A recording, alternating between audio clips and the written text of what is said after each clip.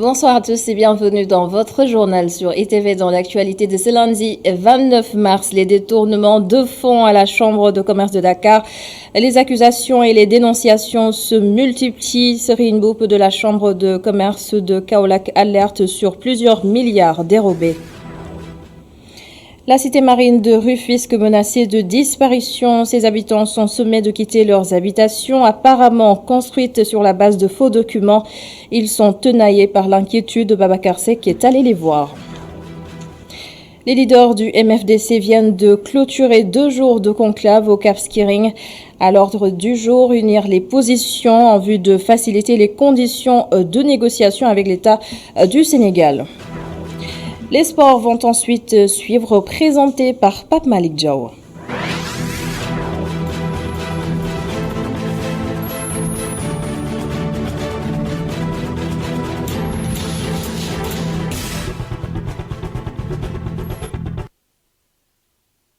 D'abord, cette saisie importante de cannabis opérée par la douane. Samedi dernier, les agents de la brigade mobile des douanes de Nioro ont effectué une prise de 400 kg de chanvre indien dans la forêt de Kermbouki. 232 kg de chanvre indien ont également été saisis au cours du week-end au sud par la brigade mobile des douanes de Sédhiou. Il s'agit de 129 kg et par celle de Kolda, 103 kg. Et toutes ces saisies sont estimées à plus de 110 millions de francs CFA. Des individus ont été appréhendés au cours de cette opération et mis à la disposition de la justice. Cela fait donc plusieurs semaines que l'on parle de détournement de fonds à la Chambre de commerce de Dakar. Une gestion nébuleuse, selon le président de la Chambre de commerce de Kaolack. Serine Mboup évoque un détournement de plusieurs milliards de francs CFA. Il s'est exprimé à l'occasion du vote du budget de la Chambre de commerce de Kaolack, arrêté à un peu plus de 415 millions de nos francs. Le compte-rendu signé à Damassar. La question du détournement de fonds à la Chambre de commerce et d'industrie de Dakar ne laisse pas indifférent le président de la Chambre de commerce et d'industrie de Kaolack. Selon Serine Mboup, la gestion de cette structure pose problème. La Chambre de Dakar, qui prend plus de 2 milliards sur le port et COSEC au détriment des chambres, parce que le port autonome de Dakar, ce n'est pas le port autonome de Dakar, c'est la Société nationale de port autonome de Dakar. Toutes les marchandises qui viennent à Kaolack, tout passe là-bas, mais cet argent-là est donné uniquement à la Chambre de commerce de Dakar. S'il l'investissait, faire comme ce que Kaolack fait, fonctionner avec 30% et investir les 70%, on peut comprendre, parce que tout ce qu'on investit à Dakar, c'est pour le Sénégal. Mais imaginez, la Chambre de commerce de Dakar, le fonctionnement, c'est 90% et même pas 10% d'investissement. Donc moi, ça, c'est pas pour ça qu'on fait une chambre. On fait une chambre pour donner de l'argent pour le faire fonctionner. C'est pas bon. Concernant le vote du budget de la Chambre de commerce et d'industrie de Kaolack, qui s'élève à 415 734 475 francs CFA, le président de la Chambre de commerce et d'industrie de Kaolack annonce la réalisation de plusieurs projets. De 2021, ce budget qu'on va accentuer beaucoup plus dans la création de l'emploi, comme ça a été toujours notre vocation, et en même temps l'organisation de la foire internationale de Kaolack, et en même temps la réalisation des plateformes économiques. Exemple, nous avons installé à Kerbaka une plateforme regroupant la production, la transformation et tout ça, et sur des investissements faibles de 20 millions et que 250 jeunes peuvent y travailler. À noter que le budget de l'année 2021 de la Chambre de commerce et d'industrie de Kaolack a connu une baisse de 60 197 000 francs CFA. La cité marine de Rufisque a été construite sur 5 hectares de terre. Plusieurs familles y vivent depuis des années. Seulement, elles ont reçu des sommations pour quitter leurs habitations. Le propriétaire du site en question accuse ces familles d'avoir construit sur la base de faux documents. Babacar Seck, reportage. Plus de 500 chefs de famille risquent de perdre leur maison à la cité marine dans la commune de Rufisque-Ouest. Ils ont reçu des sommations qu'ils jugent arbitraires sur un titre foncier. C'est un lotissement de 5 hectares qu'on veut habiter, qu'on veut accaparer, alors que celui qui prétend être le propriétaire avait 1 hectare à échanger avec l'État. Comment on peut échanger la propriété privée au nom d'un État? L'État a ses propriétés définies et enregistrées. Les propriétés privées ont leur État, ont leur propriété définie. Il y a un détournement, un accaparement par procédure en faux, usage de faux et faux en écriture publique. Des familles dans le désarroi sont sorties manifester leur inquiétude face aux incertitudes sur leur avenir. Des milliers de familles, tout ce qui vous entoure là, mais ils sont actuellement bloqués dans les maisons, ils ne savent pas quoi s'en tenir. C'est la peur qui plane au-dessus de ces familles. Et qu'on se lève un matin pour voir que M. Khan doit maintenant venir avec des motifs exposés de signifier des sommations. Non, nous disons non. Cette procédure est une procédure administrative qui fait foi jusqu'à inscription de faux et nous nous inscrivons en faux contre cette procédure. C'est pour ramener aujourd'hui à une alerte qui devrait interpeller l'État à aller dans le fond des enquêtes et sans complaisance pour arriver à rétablir la vérité. Nous sommes dans le Cap-Vert, nos registrations foncières ont eu lieu avant l'indépendance du Sénégal. Nous ne négocierons pas notre propriété. Les propriétaires de maisons ne sont pas convaincus de la légalité des documents qui leur ont été servis, car selon eux, cette affaire est entre les mains de la justice. Une autre revendication sociale, le train express régional toujours pas sur les rails et pourtant ces désagréments sont toujours aussi perceptibles et pour la énième fois, le collectif des impactés du TER alerte les autorités sur les conséquences désastreuses des travaux sur leur quotidien. Ils menacent alors de se faire entendre par tous les moyens, Mamadou Lamine Fati. Ils avertissent, insistent et signent. Nous préférons des brassards rouges au sang. C'est le message des pancartes du collectif national des impactés du TER pour une énième sortie. Les termes dans lesquels l'État s'est occupé du BRT, je m'en tiens à l'injustice qui nous est faite, qui est ancienne, qui dure et qui est devenue intolérable aujourd'hui. C'est-à-dire que ça a dépassé toutes les limites et tous les seuils du tolérable. Alors, non, mais dans le propos, nous interpellons directement Monsieur le Président de la République, parce que quand même ces autorités centrales, mais occupent leur position en raison de décrets de nomination qu'il leur a fait. Alors aujourd'hui, c'est à lui de prendre le taureau par les cornes et de s'occuper de cette affaire-là. Après plusieurs démarches et des promesses non tenues durant de nombreuses années, les impactés du TER disent en avoir ras-le-bol de cette situation. Avoir été serein et sérieux, nous n'allons pas nous départir de notre sérieux. Depuis 4 ans, ce n'est pas maintenant que nous verserons nous dans l'anarchie. Mais attention, nous ne verserons pas dans l'anarchie, mais nous nous occuperons des positions de lutte. Ah non, nous ne sommes pas dans la fainéantise Et qui connaît Thiaroye? Pour le peu de brin de mémoire, Thiaroye, c'est une citadelle hospitalière certes, mais c'est une citadelle aussi du refus de l'arbitraire. Nous occuperons les positions de lutte avec toutes les forces vives, démocratiques, qu'elles soient dans la société civile ou pas. Aujourd'hui, le collectif des impactés du TER change de forme de lutte. Et cette fois-ci, il se fera vraiment entendre, disent les responsables du collectif. Merci beaucoup Mamadou Lamine Fati. C'est la dernière semaine du carême chrétien, la semaine sainte, et nous allons faire le marché en vue de la préparation du traditionnel ngalar. Les prix de la pâte d'arachide et du fruit de baobab bouilli sont actuellement en légère hausse, mais c'est juste dans certains marchés. D'autres commerçants maintiennent les prix normaux. Mohamed Dia et Sidignan nous emmènent faire le marché. La pâte d'arachide et le fruit de baobab sont très prisés en fin de carême. Cependant, les prix de ces produits indispensables pour la préparation du ngalar ont tendance à connaître une hausse. Au marché Castor, des cantines sont bien garnies de bouillie, pâte d'arachide entre autres denrées. Les prix de ces produits sont stables. Autrement dit, il n'y aurait aucune hausse. Le prix du pain de singe, c'est 700 francs le kilo.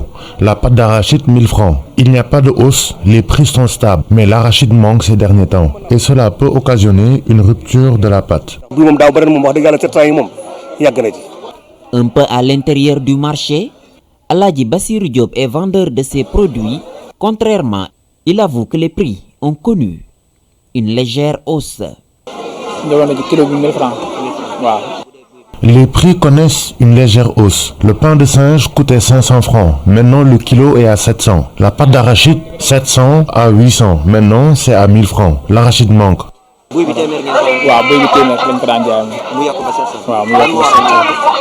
Ailleurs, au marché Tilène, les prix connaissent une augmentation à l'approche des fêtes de Pâques et l'on ne saurait en expliquer la raison. Oui,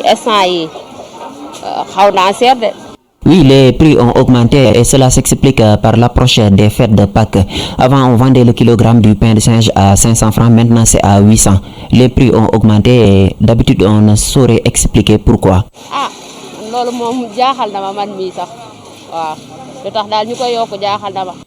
Le bouilli est abondant au marché Castor et Tilène. Le manque d'arachide pourrait occasionner une rupture de la pâte selon ces commerçants, une situation qui pourrait se répercuter sur les prix. Et dans le chapitre politique de ce 1945, le divorce est officiellement prononcé entre Idrissa Seck et Déthié Fall. Ce dernier, après avoir quitté ses fonctions de vice-président de Rewmi, a créé hier son propre parti politique. Et ce n'est pas là le premier départ. Et les responsables de Rewmi ne souhaitent pas pour le moment évoquer la question.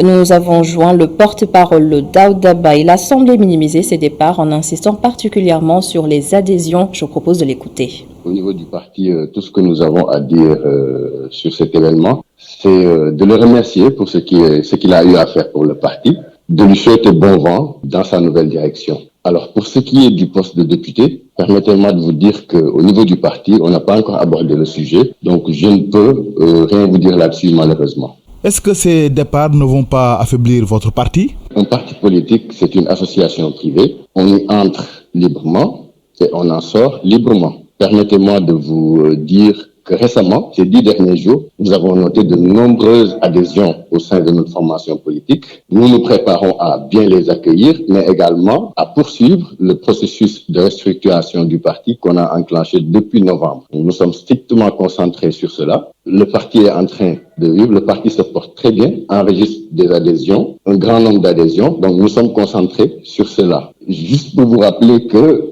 les départs, malheureusement, sont plus médiatisés que les adhésions. Mais nous devons respecter ceux qui ont fait le choix d'adhérer à notre parti, surtout en ce moment où le président Idrissa Seck a répondu à l'appel à la nation pour participer à l'effort auprès du président de la République dans la lutte contre la COVID-19 et dans la relance économique. Nous sommes strictement concentrés sur la restructuration de notre parti et sur l'accueil de nouveaux adhérents. Déthié Fall est-il toujours député ou pas? Les éclairages de Maître Abdoulaye Babou.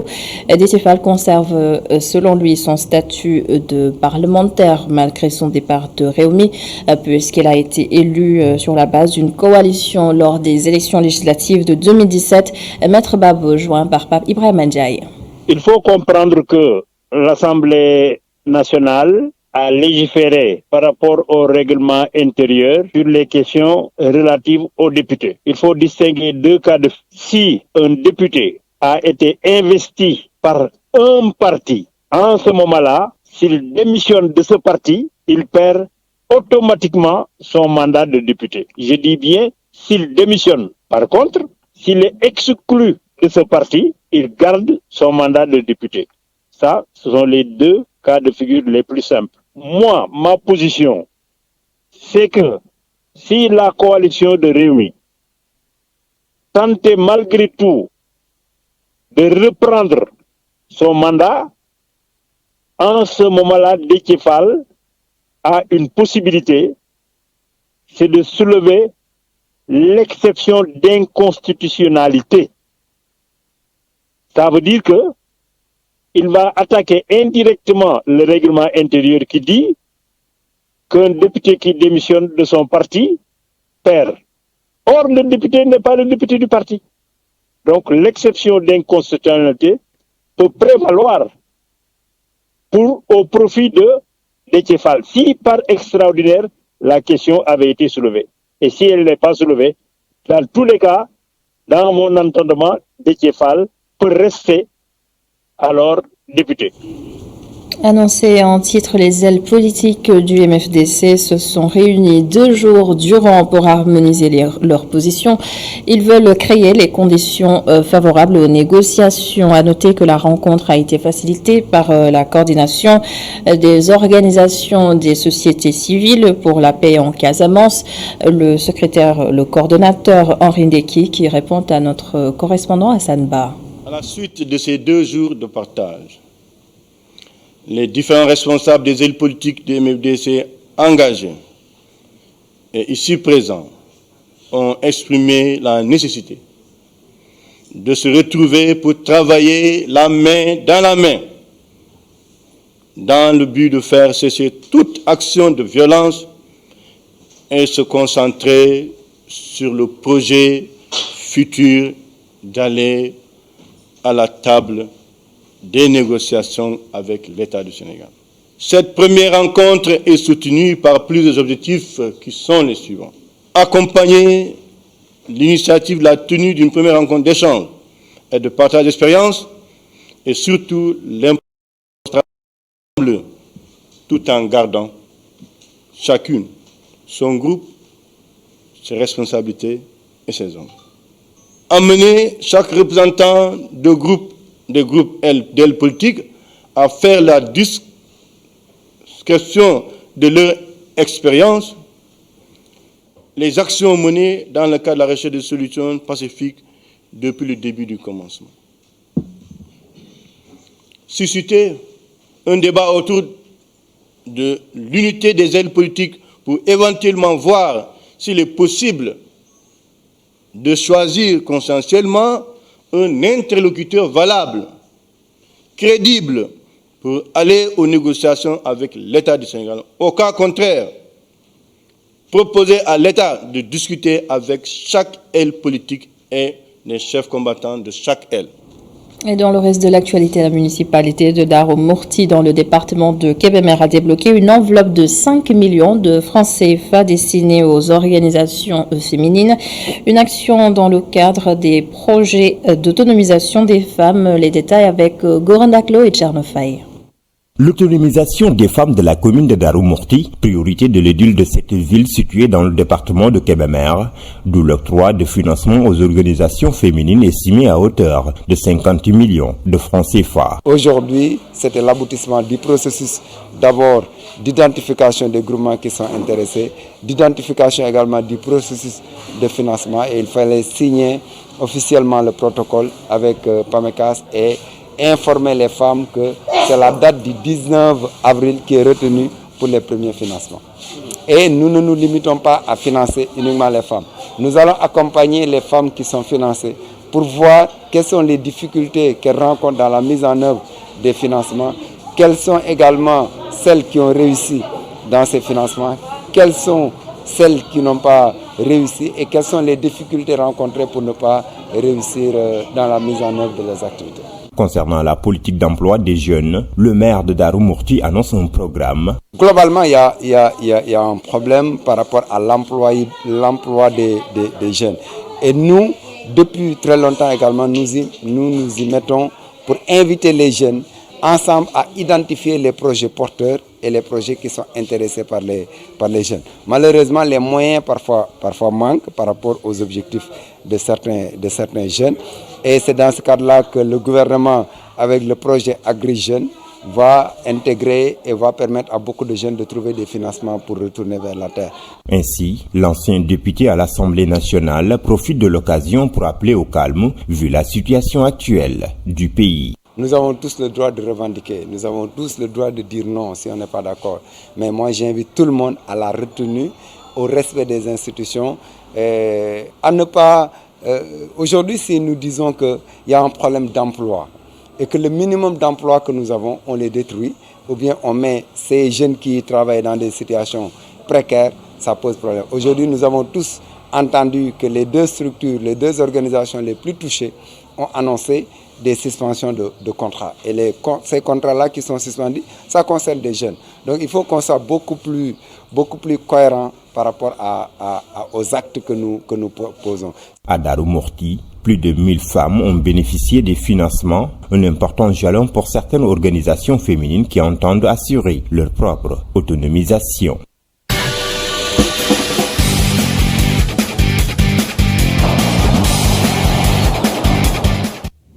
Et Pape Malik Diop vient de nous rejoindre pour la page des sports. Bonsoir Pape Malik. Bonsoir. Nous démarrons avec du football, le championnat local, 12e journée. Pas beaucoup de mouvements ce week-end en Ligue 1 et Ligue 2.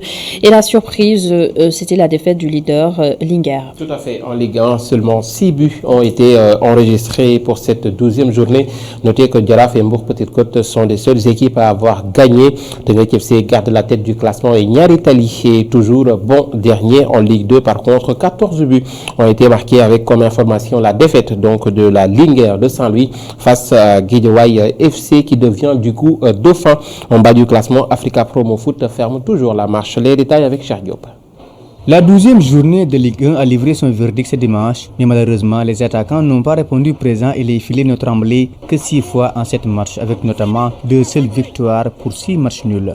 Pas fameux, le Jaraaf de Dakar a fait respecter la hiérarchie en battant le CNEPS Excellence de Thiès 1-0 et s'accroche du coup au peloton de tête. Malgré 2 matchs en moins, les Verts et Blancs sont à 4 longueurs du leader Teungueth FC. L'autre victoire est celle du stade de Mboura Albouri Ndiaye, 1-0 également. Ndiambour, la victime des Mbourois, se rapproche dangereusement de la zone rouge et squatte la 11e place du classement. Le choc de la 12e journée qui opposait 2 prétendants au titre, à savoir le Teungueth FC et Génération Foot, s'est soldé par un nul vierge malgré de bonnes intentions des deux côtés. Pikine et Douane se sont également quittés sur le score d'un but partout, de même que Djambar et Casasport. Des résultats qui n'arrangent personne au classement. Teungueth FC et Douane gardent le cap avec 21 points, surveillés de près par Génération Foot. Pikine et Djambar en bas du tableau. Niary Tally toujours dernier et dépassé de peu par l'US Gorée et Mbour Petite Côte. Pour le classement des buteurs, Mafou Kandé du Casasport garde la tête avec jusqu'ici 7 réalisations.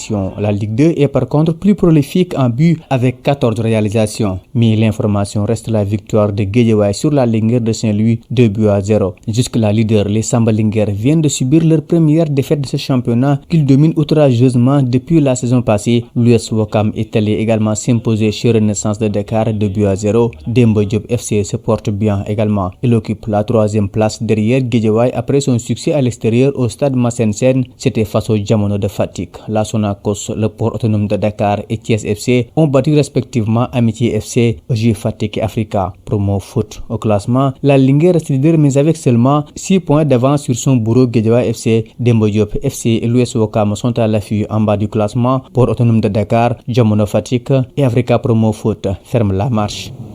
Merci, cher Diop. Qualification au CAN 2021 à présent. Et pour la dernière journée, le Sénégal retrouve les Swatini demain au stade La Dior de Thiès. Tout à fait, déjà qualifié pour les phases de poule de la prochaine Coupe d'Afrique des Nations 2021 qui se jouera, on le rappelle, en 2022 au Cameroun. Pour rappel, le Sénégal avait fait match nul 0 but partout face au Congo-Brazza. Et il retrouve demain à partir de 16h les Swatini au stade La Dior de Thiès pour l'ultime match de ses qualifs. On s'attend à ce que les Lions fassent passer cette pilule qui est restée à la gorge des Sénégalais après cette piètre performance livrée contre les Diables Rouges vendredi dernier. Écoutons à ce sujet cette analyse donc de Djibi Fall, entraîneur de Génération Foot. Ce qu'il faut, c'est l'améliorer parce que la dernière fois, on a vu par exemple un Crépin Diatta qui était sur le côté droit, en tout cas, qui a plus défendu en première période qu'attaqué. Parce que il n'y avait pas de percussion sur les côtés, il y avait certes la danse au niveau du milieu de terrain, mais sur les côtés, il n'y avait pas trop de percussion. Donc, raison pour laquelle je pense qu'il faut essayer de l'améliorer en faisant, en amenant des joueurs qui vont plus vers l'avant et qui amènent plus de percussion sur les côtés, d'autant plus qu'on a la densité au niveau du milieu. Maintenant, ce qui reste maintenant, c'est l'animation, l'animation offensive, surtout sur les côtés. Mais aussi au niveau axial aussi, on a vu qu'il n'y avait pas de profondeur. Il n'y a pas de profondeur. Pendant tout le match, on a vu rarement nos 2 attaquants axiaux donner de la profondeur, avoir aussi des occasions de but devant. Donc maintenant, je pense que ce qu'il faut, c'est améliorer le jeu axial, mais aussi le jeu sur les côtés. Et toujours à propos de ces qualifications, on connaît déjà les 18 équipes qui seront au Cameroun. Tout à fait. 18 équipes donc déjà qualifiées pour la prochaine Coupe d'Afrique des Nations 2021. On notera Cameroun, bien sûr, qui est le pays hôte, Sénégal pour sa 6e participation. On aura des équipes comme l'Algérie, Mali, Tunisie, Burkina Faso, Guinée et Comores, ce pays de 850 000 habitants affilié à la FIFA seulement en 2005. Gabon pour sa 8e participation. La Gambie aussi pour sa première participation. Après ce bel hommage pour El Hadj Mamadou Ndiaye d'Ibiribiri, cet ancien joueur de la Gambie qui a joué en Espagne dans les années 70, des équipes aussi comme Égypte, Ghana, Guinée équatoriale, Zimbabwe, Côte d'Ivoire, Maroc, Nigeria, Soudan et plus une équipe, à savoir le Malawi qui vient de se qualifier. Et on change de discipline pour parler de la lutte sénégalaise. Gaston Mbengue s'est prononcé sur le grand combat Messène-Lac de Guiers 2. Selon lui, toutes les dispositions techniques et sécuritaires sont prises. Tout à fait. Gaston Production rassure donc, autrement dit, un combat devant opposer Messène à Lac de Guiers 2. Toutes les dispositions donc ont été prises et selon Gaston Mbengue, le signal passera uniquement par TNT, d'où l'obligation des Sénégalais de la diaspora d'acheter un code pay-per-view. Et Gaston Mbengue promet aussi du spectacle aux amateurs. Il était ce matin dans les locaux de Immedia Invest. Nous l'écoutons au micro de Mamadou Diane. Il y aura la culture, le folklore et tout ça dans l'arène nationale, doté du drapeau du président de la République, du trophée du président de la République Macky Sall et du trophée du président du CNG Alioune Sarr. Donc je pense qu'on vivra de très bons moments dimanche et que tout ce qu'on demande aux populations, aux amateurs surtout, de veiller aux mesures barrières, de respecter les mesures. Tous les citoyens qui vivent au Sénégal pourront voir la lutte au niveau de leur salon, à travers la 2STV, ITV. Voilà. Les autres qui sont hors du Sénégal regarderont par le biais de la pay-per-view. Ils vont payer. Raison pour laquelle on a occulté tous les images à l'international. Aucune télévision ne passera par canal. Passeront par la TNT. Toutes les dispositions sont prises, même que ce soit ITV ou 2S, même s'ils voulaient mettre les images au niveau du canal, nous avons les moyens de les couper et d'arrêter leur diffusion. Gaston Mbengue qui sera d'ailleurs l'invité donc de Malik Chandoum et de El Hadj Ngagne Diagne dans votre émission Arène sénégalaise ce soir à partir de 21h45 pour plus de détails pour ce combat. Et du basketball pour terminer, NBA pour terminer. Oui, Gorgui Sidien avait l'embarras du choix face aux nombreux prétendants, mais il a finalement décidé de rejoindre San Antonio. C'est bien cela, selon les différents bruits de couloir. L'intérieur coupé par les Memphis Grizzlies était sur les tablettes. Notez bien des Clippers, des Sixers, Knicks, Miami Nets, soit un mix large de prétendants sérieux et de franchises ambitieuses. Finalement, l'international sénégalais a choisi de rejoindre les San Antonio Spurs. Pas forcément un choix pour le titre, mais plutôt celui du temps de jeu pour l'international sénégalais Gorgui Sidien, ce qui ferait beaucoup de bien justement à l'équipe nationale du Sénégal. Et à Manouche Kaba, voilà qui m'a fin donc à cette page des sports. Et le rendez-vous, c'est donc demain sur E-Radio pour cette dernière rencontre entre le Sénégal et les Swatini, comptant pour les qualifications pour la Coupe d'Afrique des Nations. Au stade La Dior de Thiès. Merci beaucoup, Pape Malick Diaw. Merci également à vous d'avoir été avec nous. C'est la fin de ce journal. Sans oublier toute l'équipe de la régie. Je vous donne rendez-vous demain dans le 19h45.